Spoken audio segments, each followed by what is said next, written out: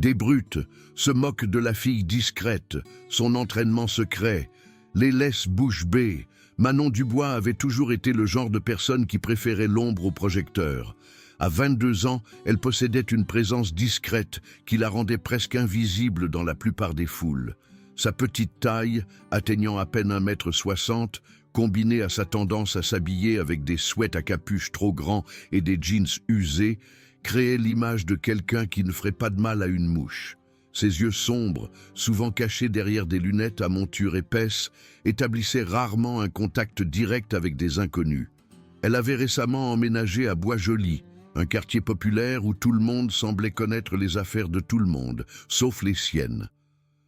Le centre social de la rue des Lilas était devenu le refuge de Manon.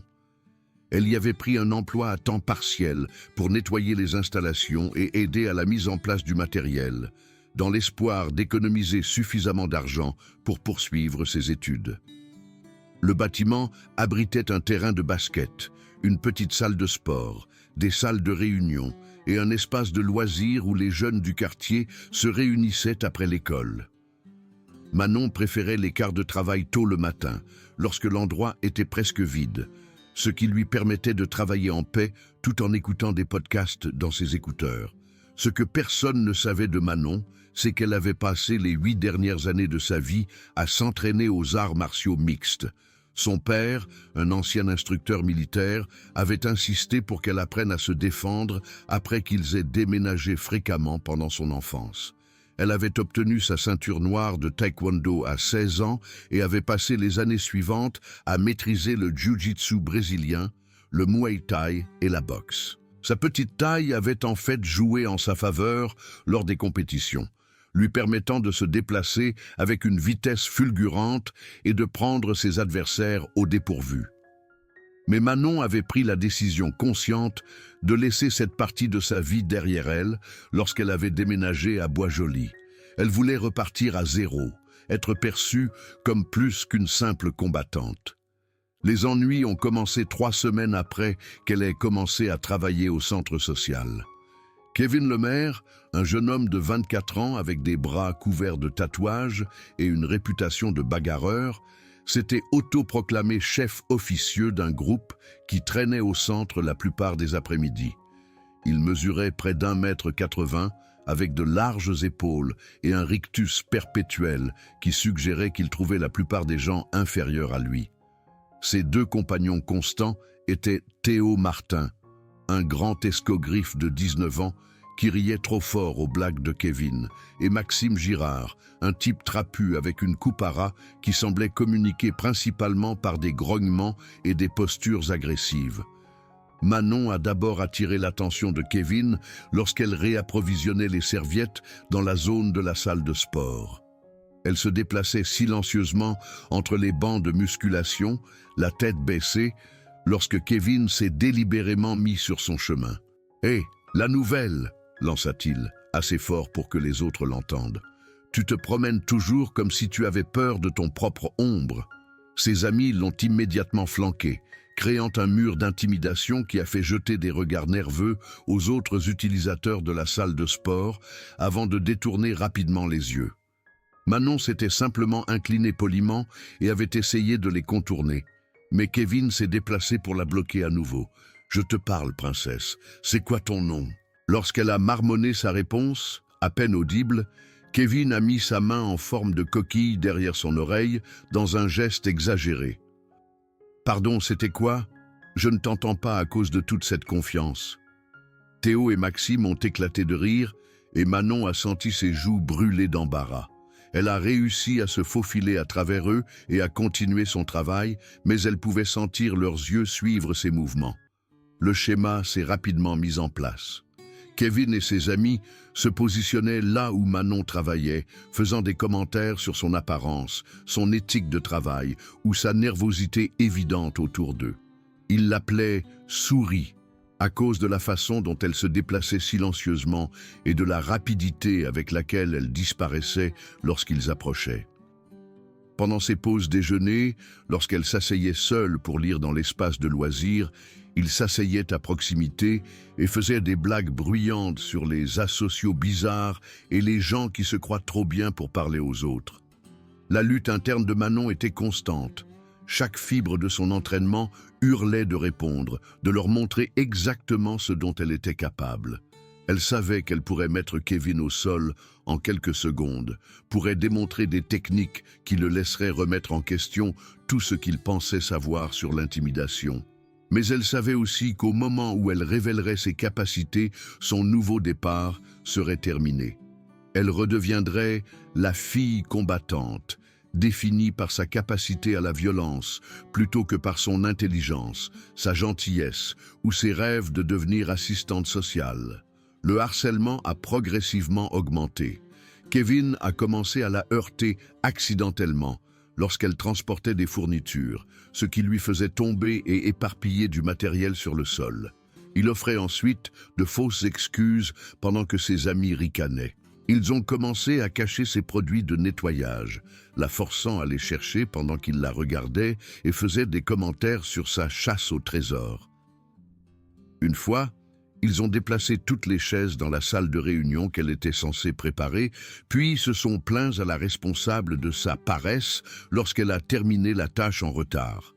La responsable de Manon, Madame Dubois, homonyme mais sans lien de parenté, était une femme bien intentionnée d'une cinquantaine d'années qui semblait ignorer la dynamique qui se jouait dans son établissement.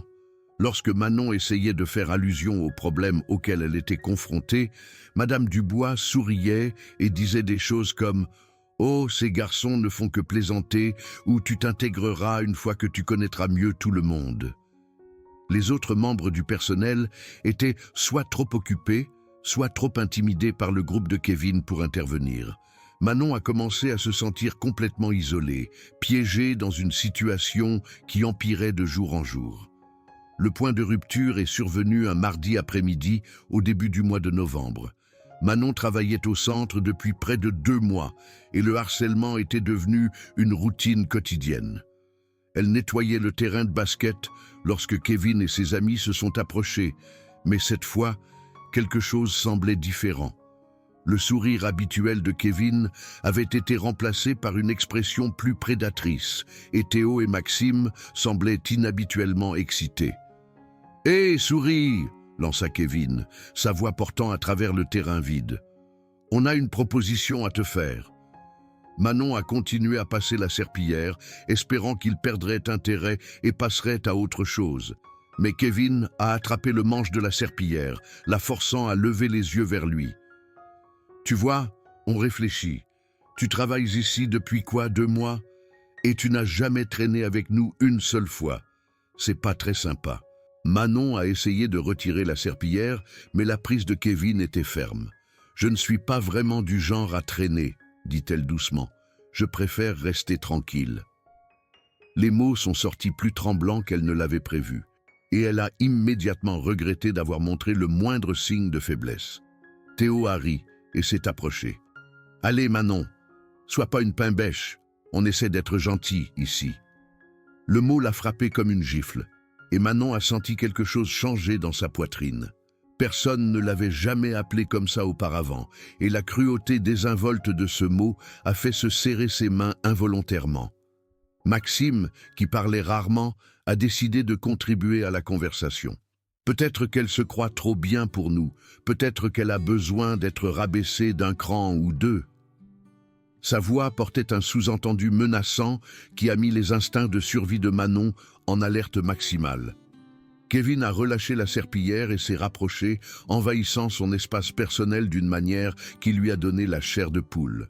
« Voilà ce qui va se passer, souris. Tu vas venir avec nous sur le parking et tu vas nous montrer à quel point tu es reconnaissante pour ce travail. Peut-être que si tu es vraiment gentille avec nous, on dira du bien de toi à Madame Dubois concernant tes performances au travail. » L'implication était claire, et Manon a senti quelque chose de froid s'installer dans son estomac. Elle a regardé autour du terrain, espérant voir un autre membre du personnel ou un témoin, mais ils étaient seuls. La sortie semblait incroyablement loin. et les amis de Kevin s'étaient positionnés pour bloquer ses voies d'évacuation. « Je dois finir mon travail », dit Manon, sa voix à peine plus forte qu'un murmure. Elle gagnait du temps, essayant de trouver une issue qui ne l'obligerait pas à révéler son entraînement. Tout dans son passé hurlait que cette situation était sur le point de dégénérer au-delà des mots.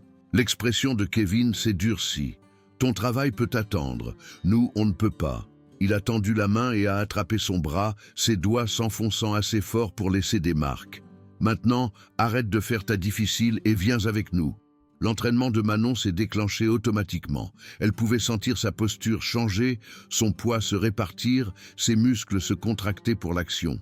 Mais elle s'est forcée à rester immobile, à projeter la même énergie impuissante qu'elle rayonnait depuis des mois. « S'il vous plaît, dit-elle, laissant sa voix se briser, je ne veux pas d'ennui. » « Trop tard pour ça, dit Kevin, sa prise se resserrant. Tu cherches les ennuis depuis le premier jour avec ton attitude. Il a commencé à la tirer vers la sortie, tandis que Théo et Maxime les flanquaient comme des gardes, escortant un prisonnier. L'esprit de Manon a passé en revue ses options à toute vitesse. Elle pouvait briser la prise de Kevin d'une douzaine de façons différentes, pouvait neutraliser les trois avant qu'ils ne réalisent ce qui se passait. Mais ce faisant, elle abandonnerait tout ce qu'elle avait essayé de construire ici, accepterait qu'elle ne pourrait jamais vraiment échapper à l'identité de combattante qu'elle avait tant essayé de laisser derrière elle. Ils étaient à mi-chemin de la sortie lorsque Manon a pris sa décision. Elle n'allait pas laisser ces hommes lui faire du mal, quelles que soient les conséquences. Elle avait passé trop d'années à apprendre à se protéger pour devenir une victime maintenant. Mais elle n'allait pas non plus révéler ses capacités, à moins d'y être absolument obligée.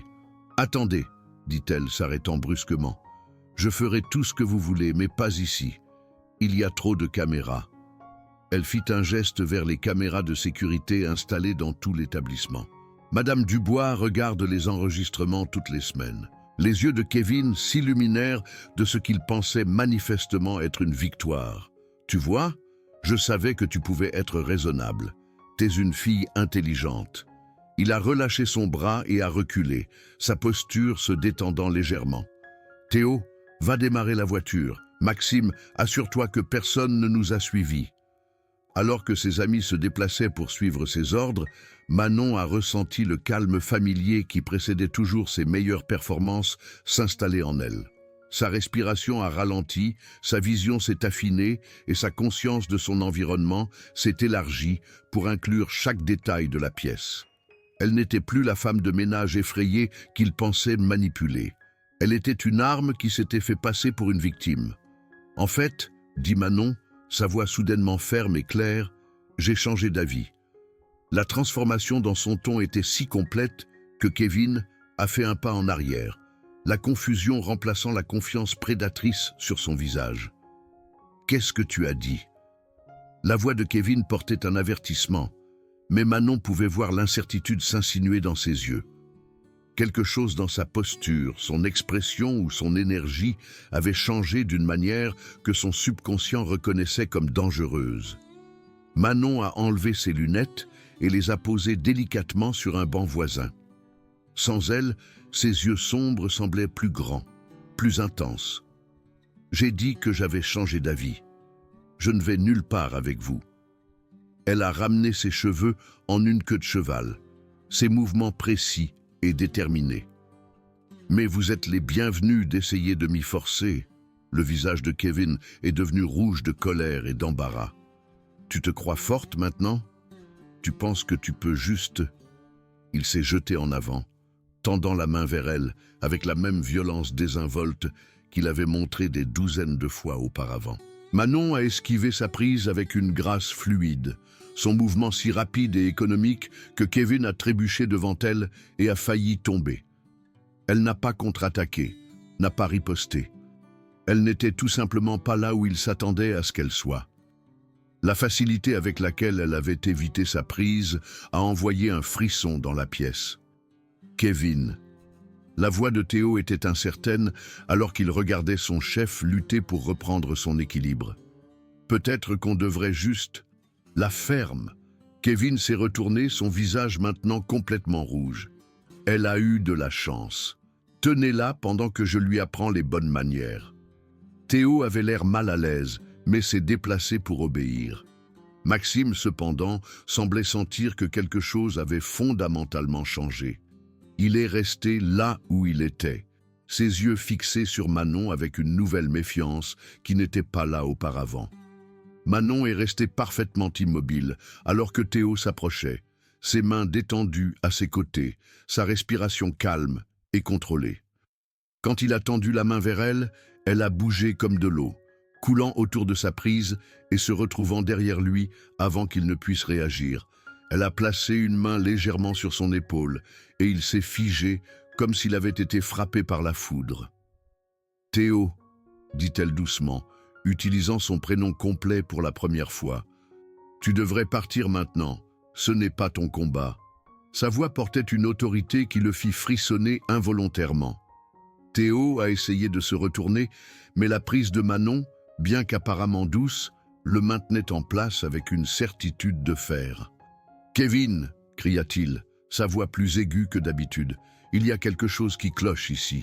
Il y a vraiment quelque chose qui cloche. » La réponse de Kevin a été de charger sur eux deux, ses mains serrées en poing. Manon a relâché Théo et s'est jetée dans la charge de Kevin, son mouvement si fluide qu'il ressemblait à une chorégraphie. Le coup de poing de Kevin est passé inoffensivement au-dessus de sa tête, alors qu'elle s'abaissait dans une position accroupie parfaite, balayait ses jambes et l'envoyait s'écraser au sol avec un impact retentissant qui a résonné dans tout le gymnase. Le silence qui a suivi était assourdissant. Kevin était allongé sur le dos, fixant le plafond, essayant de comprendre ce qui venait de se passer. Théo avait reculé jusqu'à ce qu'il heurte le mur, ses yeux grands ouverts de choc. Maxime est resté figé sur place, la bouche ouverte. Manon s'est redressée lentement, son expression calme et contrôlée. « J'ai essayé d'éviter ça, » dit-elle, sa voix portant dans tous les coins de la pièce. « Pendant 2 mois, j'ai écouté vos insultes, vos menaces, vos tentatives pathétiques de m'intimider. J'ai nettoyé vos dégâts, ignoré votre harcèlement et prétendu être la victime impuissante que vous vouliez que je sois. » Kevin a lutté pour se redresser, son visage un mélange de rage et de confusion. « Espèce de folle, je vais... » Le pied de Manon est apparu à côté de sa tête si rapidement qu'il ne l'a pas vu venir. Elle ne l'avait pas frappé, mais la vitesse et la précision du mouvement ont clairement montré qu'elle aurait pu le faire. « Tu vas quoi, Kevin ? Tu vas continuer à menacer et à intimider quelqu'un que tu pensais faible ? Tu vas continuer à faire semblant d'être dur alors que tu ne peux même pas gérer une fille qui est 20 centimètres plus petite que toi. » La réalité de la situation commençait à s'imprégner chez les 3 hommes. Ce n'était pas la femme de ménage effrayée qu'ils avaient tourmentée. C'était quelqu'un qui bougeait avec la précision fluide d'une combattante entraînée, quelqu'un qui s'était retenu pour des raisons qu'il ne pouvait pas comprendre. Kevin s'est relevé en titubant, sa fierté plus blessée que son corps. « Je ne sais pas quel genre de connerie de film de karaté tu penses faire, mais... » Il a balancé sauvagement son poing vers elle, mettant tout son poids derrière un coup de poing qui aurait gravement blessé la plupart des gens. Manon a esquivé le coup de poing et a enfoncé son coude dans son plexus solaire avec une précision chirurgicale. Kevin s'est plié en 2, haletant, et Manon a enchaîné avec un coup de genou qui l'a fait trébucher en arrière. Elle ne l'avait pas frappé assez fort pour causer des dommages permanents, mais le message était clair, elle aurait pu le faire. « 8 ans, dit Manon, tournant autour de Kevin alors qu'il luttait pour respirer. 8 ans d'entraînement. 6 jours par semaine, 2 heures par jour. Jiu-jitsu brésilien, muay thai, boxe et taekwondo traditionnel. J'ai combattu des hommes 2 fois plus grands que toi et avec la moitié de ton ego. » Elle s'est arrêtée devant lui, sa posture détendue mais prête. « Tu pensais vraiment que j'étais impuissante ou tu voulais juste le croire ?» Théo a trouvé sa voix en premier. « Putain de merde, Manon. Pourquoi tu n'as rien dit? Pourquoi tu ne t'es pas défendue avant ?» L'expression de Manon s'est légèrement adoucie, parce que je voulais être plus que ce que je pouvais faire avec mes poings. Je voulais être jugé sur mon caractère, mon éthique de travail, ma gentillesse. Je pensais que si je pouvais juste être normal, juste être paisible, peut-être que je pourrais laisser cette partie de ma vie derrière moi. Elle a regardé autour de la pièce, observant leurs visages choqués. « Mais vous ne vouliez pas me laisser être normal, n'est-ce pas? Vous aviez besoin d'une victime et vous avez décidé que j'étais parfaite pour le rôle. » Kevin avait finalement repris son souffle, mais sa posture était complètement différente maintenant. La fanfaronnade avait disparu, remplacée par les mouvements prudents de quelqu'un qui venait de découvrir qu'il était dépassé. « Écoute, on rigolait. On ne voulait pas. Si, vous vouliez. » La voix de Manon a tranché son excuse comme une lame. Vous vouliez chaque mot, chaque menace, chaque tentative de me faire sentir petite et impuissante. La seule chose que vous ne vouliez pas, c'était la partie où vous pensiez que je ne me défendrais jamais. Maxime, qui était resté silencieux tout au long de la rencontre, a finalement pris la parole. On est désolé, d'accord? On ne savait pas. Vous ne saviez pas quoi? La question de Manon était tranchante, exigeante. Vous ne saviez pas que je pouvais me défendre? Est-ce que cela rend votre comportement acceptable? Si j'avais été la victime impuissante que vous pensiez que j'étais, vos actions auraient-elles été justifiées? La question est restée en suspens comme un défi. Aucun d'eux n'avait de réponse parce qu'ils connaissaient tous la vérité. Ils l'avaient choisie précisément parce qu'ils pensaient qu'elle était sans défense. Il l'avait ciblée parce que sa nature tranquille et sa petite taille la faisaient passer pour une victime facile. Manon a continué, sa voix devenant plus forte à chaque mot. Pendant 2 mois, je vous ai vu terroriser non seulement moi, mais tous ceux que vous perceviez comme plus faibles. Je vous ai vu faire des blagues aux dépens des membres âgés, vous moquer des adolescents qui viennent ici pour éviter les ennuis et intimider le personnel pour qu'il ferme les yeux.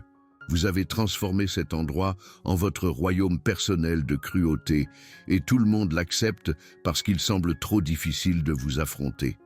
Elle s'est approchée de Kevin, qui a instinctivement reculé. Mais voici ce que vous n'avez jamais compris. La force ne se résume pas à la taille, au volume ou à la capacité de faire peur aux autres. La vraie force, c'est de choisir d'être gentil quand on a le pouvoir d'être cruel. C'est de protéger ceux qui ne peuvent pas se protéger eux-mêmes. C'est d'utiliser ses capacités pour construire les autres plutôt que de les démolir.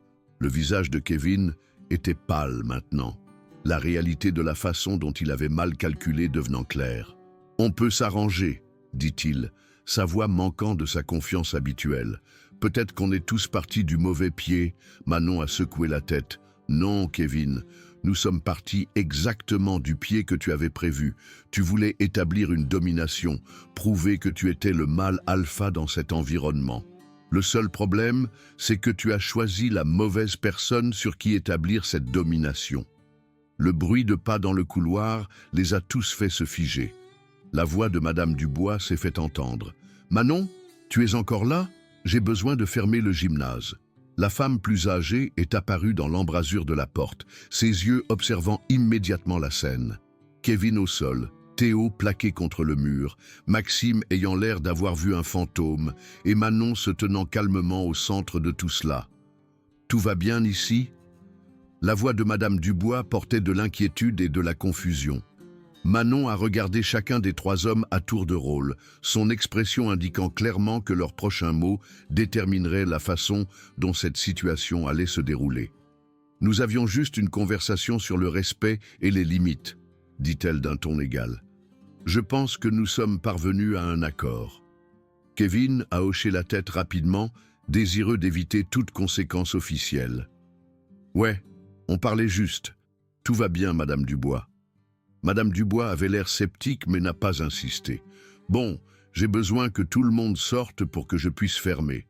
Manon, tu peux terminer la salle de matériel demain matin ?»« Bien sûr, » répondit Manon, sa voix reprenant son ton habituel.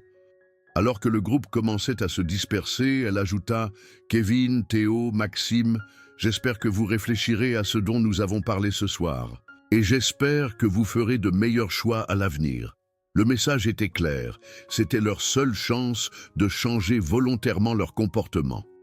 L'alternative était une démonstration de ce dont Manon était capable lorsqu'elle cessait de se retenir. Au cours des jours suivants, la dynamique au centre social a radicalement changé. Kevin et ses amis ne se réunissaient plus dans la zone du gymnase où Manon travaillait. Lorsqu'ils la rencontraient, ils étaient polis au point d'être déférents. La cruauté désinvolte qui avait autrefois défini leurs interactions avec les autres semblait s'être évaporée du jour au lendemain. Les autres membres du personnel ont commencé à remarquer le changement. Madame Dubois a commenté à quel point l'environnement était plus paisible. Les membres âgés semblaient plus détendus pendant leurs cours d'exercice. Les adolescents qui venaient pour les programmes après l'école étaient plus engagés et moins susceptibles de se rassembler sur la défensive dans les coins. Manon, quant à elle, avait subi sa propre transformation. Elle ne se déplaçait plus dans le bâtiment comme si elle essayait d'être invisible. Sa posture était plus droite, son contact visuel plus direct. Elle préférait toujours le calme au chaos, mais elle ne rayonnait plus l'énergie de quelqu'un qui avait peur d'être remarqué. Le véritable test est survenu 2 semaines plus tard, lorsqu'un nouveau groupe de fauteurs de troubles a essayé de s'établir dans l'espace de loisirs. Ils étaient plus jeunes que l'équipe de Kevin, probablement encore au lycée, mais ils se comportaient avec la même agressivité arrogante qui avait rendu le centre inconfortable pour tant de gens. Manon rangeait des fournitures dans une salle de stockage voisine lorsqu'elle a entendu l'agitation. Les nouveaux arrivants harcelaient un homme âgé qui venait au centre tous les jours pour lire les journaux et socialiser avec d'autres personnes âgées. Il se moquait de son appareil auditif, déplaçait ses journaux et riait de ses tentatives de les ignorer. L'ancienne Manon aurait trouvé une raison de rester dans la salle de stockage, se serait convaincue que ce n'était pas son problème. Mais la femme qui est sortie de cette pièce était différente. Elle se déplaçait avec détermination, sa démarche confiante et directe. « Excusez-moi », dit-elle, sa voix portant clairement dans tout l'espace de loisirs. « Monsieur Durand, y a-t-il un problème ici ?» Les adolescents se sont tournés vers elle, leurs expressions passant de l'amusement au dédain. Le chef apparent, un gamin qui ne devait pas avoir plus de 17 ans, l'a regardé de haut en bas avec un mépris évident. « Mêle-toi de tes affaires, madame, ça ne te regarde pas. » Manon a souri, mais il y avait quelque chose dans son expression qui a fait reculer les plus intelligents du groupe. « En fait, ça me regarde.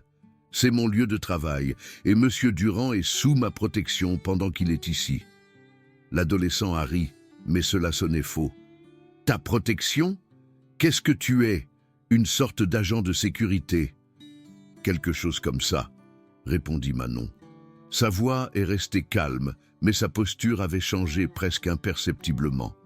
Quiconque savait ce qu'il fallait chercher aurait reconnu la posture de quelqu'un de préparé au combat. Kevin, qui avait observé l'échange depuis l'autre bout de la pièce, s'est levé brusquement. « Hé !» cria-t-il aux adolescents. « Vous devriez probablement trouver un autre endroit pour traîner. » Sa voix portait un avertissement qui a rendu les nouveaux venus confus. « Qu'est-ce que ça peut te faire ?» rétorqua le chef, mais l'expression de Kevin était sérieuse d'une manière qui suggérait qu'il savait quelque chose qu'il ne savait pas. « Croyez-moi, dit Kevin, jetant un coup d'œil à Manon avec quelque chose qui aurait pu être du respect. Vous ne voulez pas insister, trouvez un autre endroit pour jouer les durs. » Les adolescents ont regardé entre Kevin et Manon, essayant de comprendre la dynamique dans laquelle ils étaient tombés. Les plus intelligents ont commencé à reculer, mais le chef était trop fier pour reculer sans faire valoir son point de vue. « Je n'ai pas peur d'une femme de ménage, » dit-il, gonflant la poitrine. « Qu'est-ce qu'elle va faire, me frapper avec une serpillière ?» Manon s'est avancée, réduisant la distance entre eux en 2 pas fluides. Elle ne l'a pas touché, n'a fait aucun geste menaçant. Elle s'est simplement tenue là, sa présence remplissant en quelque sorte l'espace autour d'eux d'une manière qui a fait vaciller la bravade de l'adolescent. « Je vais vous demander une fois de vous excuser auprès de Monsieur Durand et de partir, » dit-elle doucement. « Après cela, je vais cesser de demander et commencer à insister. » L'adolescent a regardé dans ses yeux et a vu quelque chose qui lui a fait déglutir difficilement. Quoi qu'il ait trouvé là, cela l'a convaincu que reculer était la bonne solution. « Désolé, le vieux », marmonna-t-il à Monsieur Durand, puis fit un signe de tête vers la sortie. « Allez, cet endroit est ennuyeux de toute façon. » Alors que le groupe se dirigeait vers la porte, Manon cria « Et les garçons ?» Si vous décidez de revenir, je vous suggère de vous rappeler à quoi ressemble le respect. Cela rendra votre visite beaucoup plus agréable. » Après leur départ, l'espace de loisirs a bourdonné de conversations calmes. Les gens qui avaient été témoins de la rencontre étaient clairement impressionnés par la façon dont Manon avait géré la situation. Monsieur Durand s'est approché d'elle avec des larmes de gratitude dans les yeux. « Merci, ma chère, » dit-il, sa voix tremblant légèrement. « Je ne sais pas ce qui se serait passé si tu n'étais pas intervenu. » Manon l'a aidé à retourner à sa chaise et à récupérer ses journaux éparpillés. Il ne se serait rien passé, monsieur Durand. Les gens comme ça sont des lâches qui s'attaquent à ceux qu'ils perçoivent comme faibles. Ils s'effondrent dès qu'ils rencontrent une vraie force. Kevin s'est approché d'eux, son expression sérieuse. « Manon, je te dois des excuses, de vraies excuses. » Il a regardé autour de la pièce, s'assurant que les autres pouvaient entendre. « Ce que nous t'avons fait était mal, pas parce que tu t'es avérée être forte, mais parce que c'était mal de toute façon. Je suis désolé. » Manon a étudié son visage, cherchant des signes de manque de sincérité. Ce qu'elle a trouvé à la place, c'était un véritable remords et quelque chose qui aurait pu être de l'admiration. « Excuse acceptée, dit-elle. Mais rappelez-vous, le véritable test n'est pas de savoir comment vous traitez les gens qui peuvent se défendre. C'est de savoir comment vous traitez ceux qui ne le peuvent pas. » La conversation qui a suivi était différente de tout ce qui s'était passé au centre depuis des mois. Les gens qui avaient eu peur de parler ont commencé à partager leurs propres expériences de harcèlement et d'intimidation. Les membres du personnel qui s'étaient sentis impuissants à intervenir ont commencé à discuter de nouvelles politiques et procédures. Les membres âgés ont parlé de se sentir à nouveau en sécurité et bienvenus. Manon a écouté ces conversations avec des émotions mitigées. Elle était fière des changements positifs, mais elle savait aussi que son anonymat soigneusement construit avait disparu à jamais. Elle n'était plus seulement la femme de ménage tranquille. Elle était la personne qui s'était opposée au brut, qui avait changé toute la culture du centre social grâce à une combinaison de compétences et de courage. Au fil des semaines, Manon s'est retrouvée à s'installer dans son nouveau rôle de protectrice et de médiatrice non officielle. Elle continuait à faire son travail de nettoyage, mais elle se retrouvait aussi à arbitrer des différends, à offrir des conseils à des adolescents en difficulté et à servir de pont entre différents groupes qui utilisaient l'établissement. Madame Dubois, qui avait initialement été inconsciente du harcèlement auquel Manon était confrontée, s'est avérée être une alliée solide une fois qu'elle a compris la situation. Elle a mis en œuvre de nouvelles politiques sur le comportement respectueux et a clairement indiqué que le centre serait un espace sûr pour tous. Elle a également offert à Manon des responsabilités supplémentaires qui tiraient parti de ses capacités de leadership naturelles. Le développement le plus surprenant a été la relation qui a évolué entre Manon et Kevin. Il a commencé à lui demander des conseils sur la gestion de la colère et la résolution de conflits. Il a révélé que son comportement agressif était une façon de masquer ses propres insécurités et ses peurs. Sous la direction de Manon, il a commencé à canaliser son énergie vers des activités plus positives, devenant finalement un mentor pour certains des jeunes qui fréquentaient le centre. Théo et Maxime ont suivi l'exemple de Kevin, bien que leur transformation ait été moins spectaculaire. Ils sont devenus plus conscients de leur comportement et de son impact sur les autres. Ils ont cessé de participer à l'intimidation de groupe et ont parfois même pris la parole lorsqu'ils ont été témoins de mauvais traitements envers d'autres personnes. La vraie victoire, réalisa Manon, n'était pas au moment où elle avait démontré ses compétences de combat. C'était dans les semaines et les mois qui ont suivi, alors que la culture du centre social passait d'une culture de peur et d'intimidation à une culture de respect et de soutien mutuel. Elle avait prouvé que la vraie force ne résidait pas dans la capacité de blesser les autres, mais dans la sagesse de savoir quand et comment utiliser son pouvoir. Le père de Manon l'a appelée un soir et elle s'est retrouvée à lui raconter les événements récents. Je suis fier de toi, dit-il, après qu'elle ait terminé son histoire. Pas parce